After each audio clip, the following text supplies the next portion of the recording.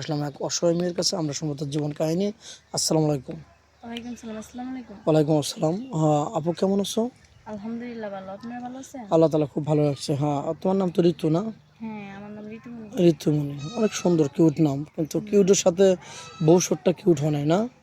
চারেঙ্গের কপালটা ভালো হয় না আমার সাথে, কিন্তু তোমার কপালটা হ্যাঁ, ভালো হয় না। যদি টাকা পয়সা থাকতো, ভালো একটা ফ্যামিলিতে বিয়ে হতো, অনেক সুন্দর জীবন যেমন করতে। তোমার বয়স এখন 20 ঊর্ধ্বে বয়স। অনেক শ্বশুর শাশুড়িরা খুবই হাস্যকে ঠাট্টা করে দিন কাটাতে নাকি? হুম। যাকে তোমার গ্রামের নামটা বলো।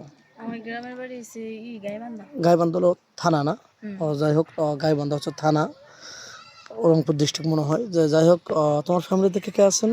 আমার ফ্যামিলিতে আমার আব্বু আছে, আম্মু আছে, কিন্তু ওরা অনেক অসুস্থ। আর তোমার আম্মু তো আব্বু, রিক্সা চালাতো, হ্যাঁ, আমার আব্বু রিক্সা চালাইতো, এখন কিন্তু কি এখন চালাতে পারে? চালাইতে পারে না, অসুস্থ হয়ে গেছে, বিছানায় পড়া আমার আব্বু আম্মু। ও আচ্ছা, খুবই কষ্ট না? হুম।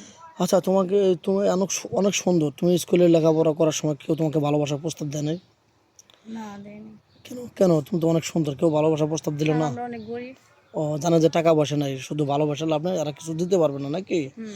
এই রাস্তাঘাটে চলাফেরার পথে কোনো অনুষ্ঠানে গেছো, তোমাকে কেউ ভালোবাসার প্রস্তাব দেয় নাই? না। ও আচ্ছা, যাই হোক, কোনো প্রবাসী বা একটা সন্তান আছে বা দুটো বাচ্চা আছে, বেবি আছে, এরকম ম্যানজুল তোমাকে বিয়ে করতে চাই, বিয়ে করতে পারবে কিনা, এরকম বসবে কিনা? হ্যাঁ, বসবো যদি মন ভালো হয়। তার ছেলে মানে ছেলে তো আমি পালতে পারবো, ওইটা সমস্যা নাই। বাচ্চা কাচ্চা হইলে সমস্যা নাই, কিন্তু ওই যদি ভালো হয় ওইটা আমার চলবো। বুঝছে, এক মানে বাচ্চা দুই তো বেলা হয় নিজেরও হতে খাইতে পারে, দেখতে বা পারলেই সে চলবে। বাচ্চা তো কোনো দোষ নেই, না। নিজের মায়ের মতো করে রাখবে তো না? হ্যাঁ। আর কষ্ট দেবে না তো? না। ও, সত্যি বলছো? হ্যাঁ। আচ্ছা, অনেক প্রবাসী ভাই বলে যে আপনাদের চ্যানেল থেকে সুন্দর একটা মেয়ে নেই, তারা দুদিন কথা বলে টাকা পয়সা নিয়ে প্রতারণা করে। তুমি এরকম কিছু করবে? আমাদের মান সম্মান নষ্ট করবে? না, এরকম কোনো কিছু হবে না। সত্যি বলছো তো? বিশ্বাস যাক, সত্যি আমাদের করে। চ্যানেলের খুন্ড হয় বা বদনাম হয়, এরকম কোনো কিছু করা যাবে না, না? হুম। ঠিক আছে তো? হ্যাঁ। আচ্ছা, তুমি কি খেতে ভালোবাসো? আমি কি খেতে ভালোবাসি? জি। আমরা গরিব মানুষ, বেশিরভাগ আলু ভর্তা ডাউল চলে।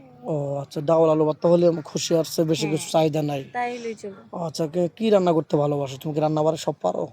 হ্যাঁ, আল্লাহ দিলে মানে আমার আম্মু যখন সুস্থ ছিল আমাকে সব রান্না শিখাইছে। শিখেছে মানে একটা ফ্যামিলিতে যায় রান্না বাড়া করে সবাইকে নিয়ে বাঁচতে পারবে নাকি, হ্যাঁ। একটা ফ্যামিলি চালাতে পারবে? হ্যাঁ, পারবো। ও আচ্ছা, তোমাকে বিয়ে শাদী করে যদি বাড়িতে রেখে যায়, 3 বছর পরে আসবে, তোমার তো একটা মৌলিক চাহিদা আছে, তোমার হুম। জীবন যৌবন আছে, তুমি কি কোনো পরকীয়ায় লিপ্ত হবে অন্য পরপুরুষের সাথে? না। সত্যি বলছো তো? হ্যাঁ, সত্যি। ও আচ্ছা, এরকম কিন্তু করা যাবে না, মানে স্বামীর বিশ্বাসটা নষ্ট করা যাবে না। কারণ তোমার হুম। জন্য সে বিদেশে যা খাটবে, তোমার জন্য পরিশ্রম করবে, মাথার ঘাম পায়ে ফেলাবে, একটা প্রবাসী ভাইয়ের অনেক কষ্ট হয়। তার মনটা নষ্ট করে দিলে মনে হয় যে মারা যাওয়াটাই উত্তম। হুম। ঠিক আছে?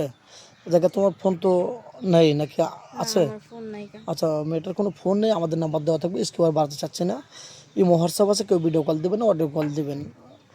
ভালো থাকবেন, সুস্থ থাকবেন।